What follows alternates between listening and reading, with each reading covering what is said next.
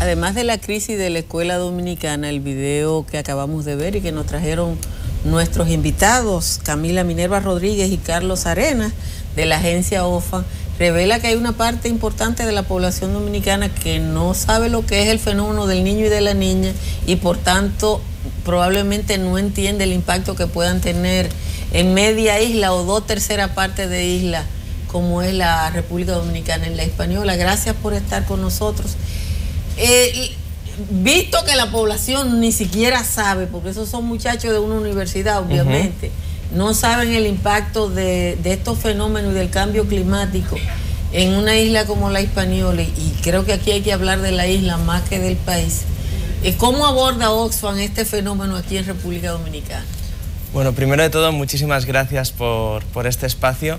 En el día de hoy, a las 9, en el Centro Cultural de España, vamos a estar lanzando este informe que se llama Después de la seca con el agua al cuello, que muestra cómo después el impacto de la niña impactó de manera desproporcionada a todos aquellos campesinos y campesinas que habían sido previamente afectadas por la sequía. Entonces, uno de los mensajes que queremos dar es cómo esas personas que han sido afectadas ahora por las inundaciones lo fueron previamente por la sequía, ¿no? Por la seca, y cómo es necesario seguir invirtiendo en gestión de riesgo de desastre y prevención de desastres. En el caso de República Dominicana, de alguna manera, hay un elemento que yo creo que ustedes van a considerar o están considerando eso.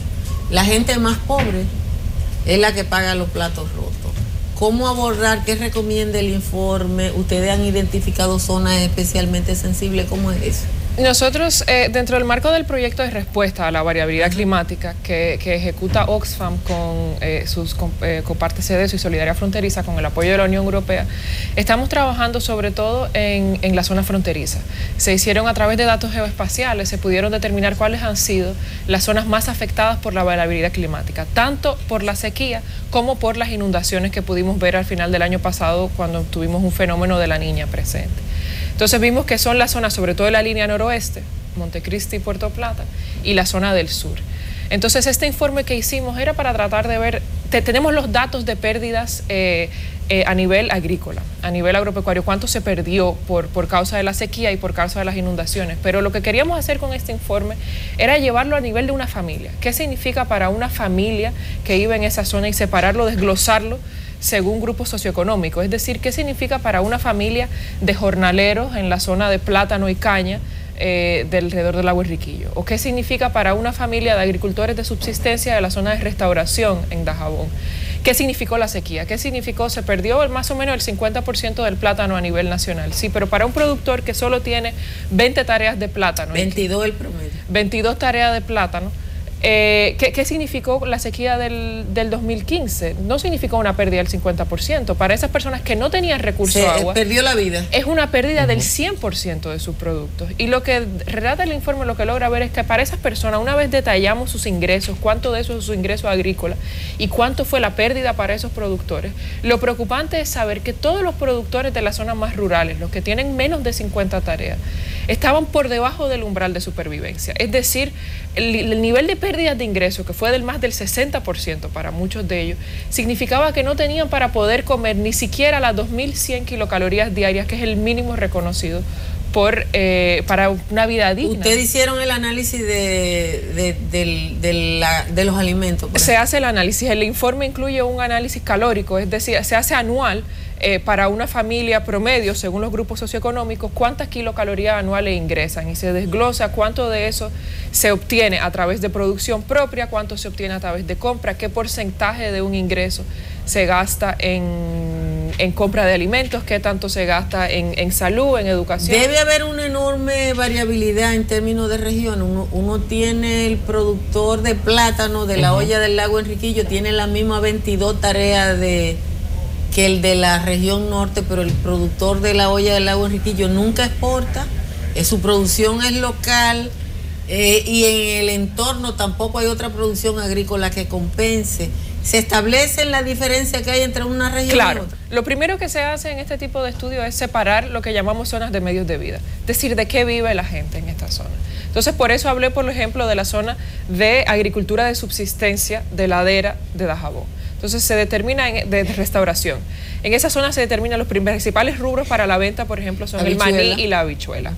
Y entonces se puede determinar cuánto venden, a cuánto se pregunta, a cuánto le venden, cuáles son los criterios de la venta para los intermediarios, a cuánto se vende cada quintal, a cuánto lo compran, cuánto gastan en insumos agrícolas y qué otra fuente de ingresos tienen.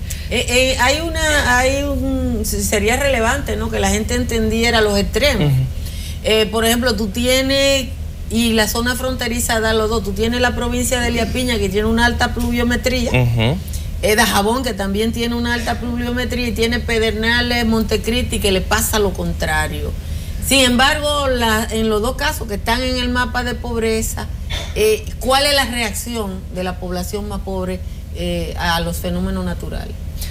A nivel de estrategias de afrontamiento, que es como este informe también identifica qué hizo la gente cuando le sucedió la seca o qué hizo la gente cuando le sucedieron las inundaciones, tenemos desde la migración campo-ciudad, tenemos gente que tuvo que buscar trabajos en nuevos lugares, tuvo gente que tuvo que vender el ganado, hubo gente que tuvo que comprometer determinados derechos como la salud y la educación. Entonces este informe a su vez muestra que cuando hay un desastre tiene una repercusión en el capital de las familias y de las personas, y que por eso es necesario seguir haciendo políticas que fomenten la protección social, que cuando tengas un choque, ya sea una sequía, ya sea una inundación, uno pueda poder recuperarse o pueda disminuir al mínimo esos choques a los que las personas en situación de mayor vulnerabilidad se ven expuestas. En el sur yo estuve trabajando el año pasado, y una de las cosas que me encontraba específicamente en la zona de Bauruco e Independencia era que todo el que por la sequía no podía trabajar estaba vendiendo o comprando algo en el mercado. Todo el mundo, creo que el 80% de la gente que investigaba y que tenía un predio en sequía estaba en el mercado. En el mercado, ¿cuánto podría ingresarle? Claro. Aquí desglosamos ese tipo de ingresos. Y por ejemplo, uno de los datos interesantes, según una estrategia de supervivencia, podemos ver también, desglosamos el ingreso por una familia, cuánto es el ingreso por el trabajo del hombre, por lo general en la parcela, y cuánto es el ingreso por el trabajo de las mujeres. Y pudimos ver el cambio, ¿no? Cuando empezó la sequía y empieza a perderse el ingreso agrícola, se ve que aumentó de manera bastante importante, ¿no? Una de las estrategias de supervivencia, el trabajo y el ingreso por las mujeres. Es decir, las mujeres en la zona de restauración, sobre todo, empezaban a ir cada vez más lejos para tratar de conseguir bienes en los mercados fronterizos y revenderlos, es decir, pasar menos tiempo en la casa, aumentar su carga de trabajo también fuera de la casa. Y en la zona sur también, las mujeres también hacen chiripa, ¿no? Preparan dulces, tratan de venderlos. Entonces podemos ver cómo esa es una de las estrategias de supervivencia más importantes. El tema del conocimiento de la gente con el que iniciamos, o sea, estamos frente a una población que es víctima de un fenómeno natural para el que está como en el medioevo sin explicación. Tener más o menos información es significante. Absolutamente, información es poder. Este informe muestra dos elementos críticos. El primero es que tenemos muy buenas prácticas en nuestro país, desarrolladas por el IDIAF y otros agentes del Estado Dominicano. Prácticas agrícolas. Prácticas agrícolas que son capaces de hacer frente a esos impactos extremos. Lamentablemente, muchas de esas prácticas agrícolas no llegan a los pequeños productores de la zona fronteriza. Ese es uno de los hallazgos. Otro de los hallazgos es la importancia de los sistemas de alerta temprana, especialmente en la sequía y también en los huracanes, cuando la información que uno tiene antes del evento es absolutamente crítica. Por eso nosotros apostamos a seguir reforzando los sistemas de alerta temprana para que las personas, antes de que sea demasiado tarde, dispongan de la información suficiente para tomar medidas preventivas que les ayuden a superar el fenómeno. A mí esos son temas que particularmente son de mi interés, y yo sigo la página del ingeniero Antonio Coco Quesada.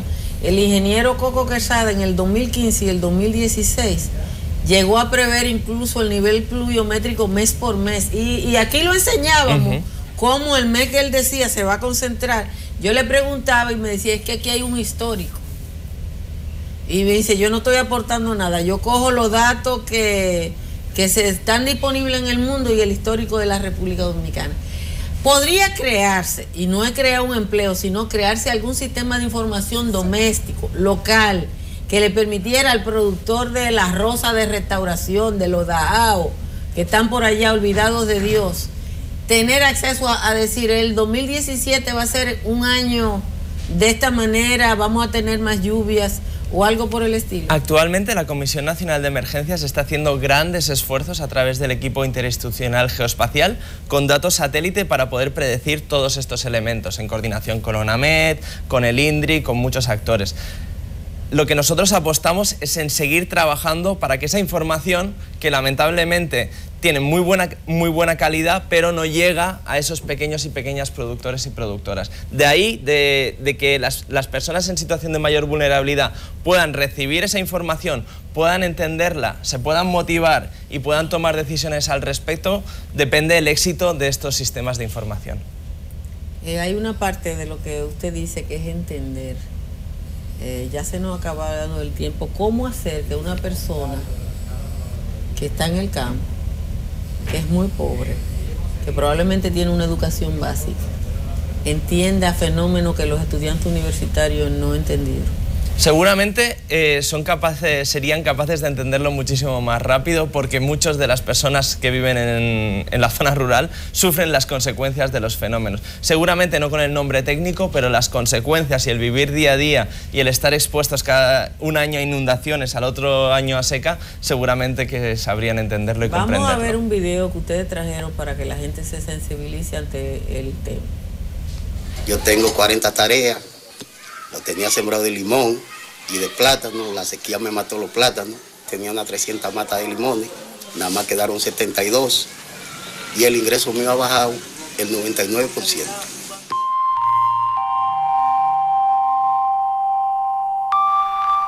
Yo comencé y sembré 300 matas de plátano y la sequía me la mató, pero no conseguí continuando y continuando, volví, me la mató, pero ahora, gracias al Señor, ha habido agua.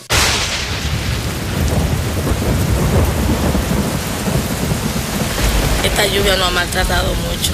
Cuando sucedió el primer día era agua y agua. Afectó totalmente el 95% lo conozco. Luego cuando secaron ahora quedan todos los plátanos amarillitos. Creo que no van a revivir.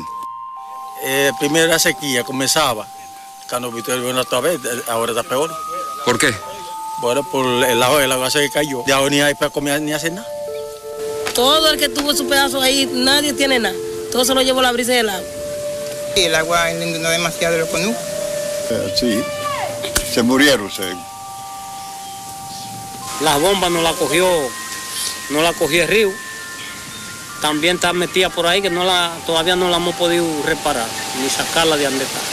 Pero malo está la cosa. No hay nada, eso es. Yo iba y tumbaba 3 o 4 sacos de limones y conseguía y llevaba a unos muchachos, vamos a echar el día allí conmigo, y iban. También se beneficiaban ellos y su familia. Entonces ahora estamos todos en cero, ahora estoy yo buscando donde echar un día. Y ya tú sabes, todas esas mujeres que están del pueblo de aquí tienen que ir a los pueblos a buscar trabajo, salir de aquí a pie.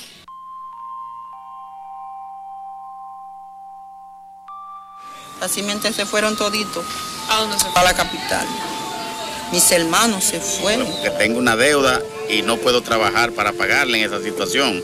Queremos pagar y cuando comenzamos, entonces si no es la sequía, es las inundaciones y en fin, que después que estamos a mitad del peldaño volvemos abajo. El futuro del campo es incierto. Lamentablemente, si las cosas siguen como van, los pequeños predios de terreno que quedan van a ir pasando a manos poderosas y el pobre va a desaparecer. Tenemos que irnos a la capital a vivir debajo de los puentes, nuestros hijos a meterse a la delincuencia, porque lamentablemente si no vienen apoyos que nos ayuden aquí, vamos a tener que irnos. Porque como uno no se va a sentar a morirse aquí.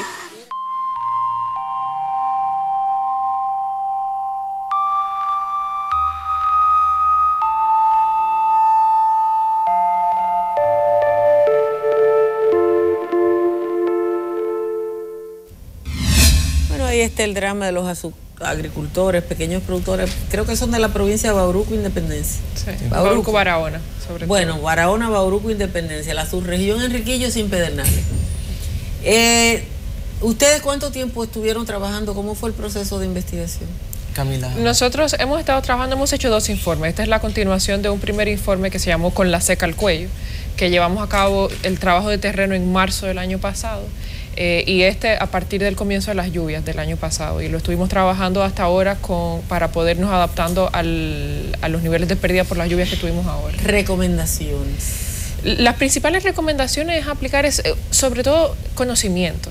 Los conocimientos existen, los tenemos. Como mencionaba Carlos, el IDIAF ha hecho un increíble trabajo en recomendaciones de buenas prácticas agropecuarias que las personas no conocen en educación a nivel, ni siquiera... Bueno, es que no hay una estructura en el sistema del Ministerio de Agricultura como en otra época, que había un agrónomo educador que iba a la base de los productores, y eso no existe. Claro. La estrategia de divulgación agrícola ya no existe. Está muy fragmentado las instituciones que manejan el sector agropecuario en este momento. También es invertir en prevención. Hasta ahora ha estado cambiando, pero hemos venido teniendo un sistema de gestión de riesgo muy reactivo. Es decir, una vez sucede un desastre, reaccionamos. Y lo que hay es que invertir y tratar de cambiar hacia cada vez más un sistema preventivo, una gestión de riesgo preventiva. Esperamos, ya se empiezan a sentir los fenómenos del Niño en Perú y en América del Sur. Entonces tenemos que estar preparados para sentir los efectos de otro fenómeno del Niño este año y empezar a ir educando y saber por qué se pueden cambiar las prácticas si se sabe que viene un año de sequía. Bueno, muchísimas gracias a Carlos Arenas y a Camila Minerva Rodríguez por estar con nosotros esta mañana.